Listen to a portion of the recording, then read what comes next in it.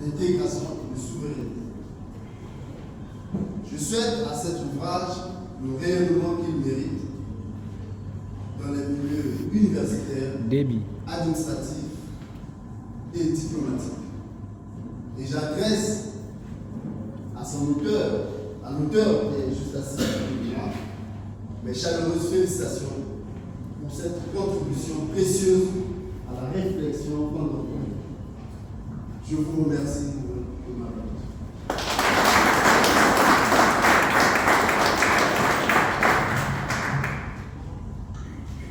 Tout est dit et bien dit par M.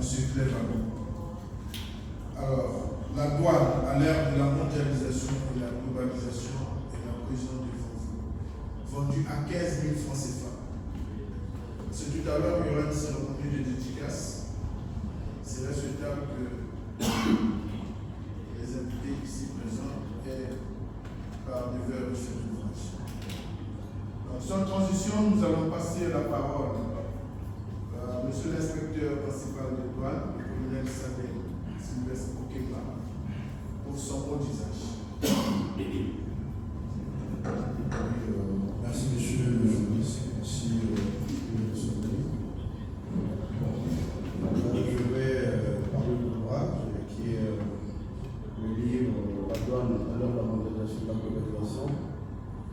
C'est un livre qui est tellement scientifique, qui parle aujourd'hui des ouvertures des frontières sur le plan mondial, qui parle de la globalisation, aujourd'hui l'économie mondiale, parce que de nos jours on ne peut pas parler de l'économie sans pouvoir parler de la douane. Donc la douane aujourd'hui est incontournable dans tous les États du monde. Leur espoir se repose sur la douane aujourd'hui. Donc c'est pour cela que j'ai eu l'envie d'écrire et d'expliquer à l'opinion publique, c'est-à-dire ça a permis de faire aussi des transferts des acquis. Parce que la douane, c'est devenu une science et que nombreux aujourd'hui ignorent un peu l'importance de la douane. Parce qu'on se mélange un peu, donc il fallait c'est un peu l'écrire et mettre un peu la lumière, éclaircir un peu les choses pour que chacun de nous puisse comprendre le rôle de la douane et les missions de la douane pour les raisons économiques et les raisons mondiales, sur le plan mondial et sur le plan de la globalisation. Donc, dans le livre, vous allez comprendre que les thématiques que j'ai soulevées sont tellement très importantes. Donc, aujourd'hui, nous parlons de la mondialisation. Donc, c'est l'économie et c'est le commerce international. Donc, le commerce international aujourd'hui, vous avez vu au niveau de Hormuz, comment, quand ça a été bloqué avec le blocage, et que beaucoup d'États subissent les répercussions du blocage. Donc, c'est compte tenu de l'économie, parce que c'est la mondialisation. Quand le commerce est international, et que c'est une affaire de la douane aussi. Donc, sur le plan des navires, vous allez voir, les navires, c'est les conteneurs qui chargent les marchandises, et la réglementation là, c'est fait par la douane.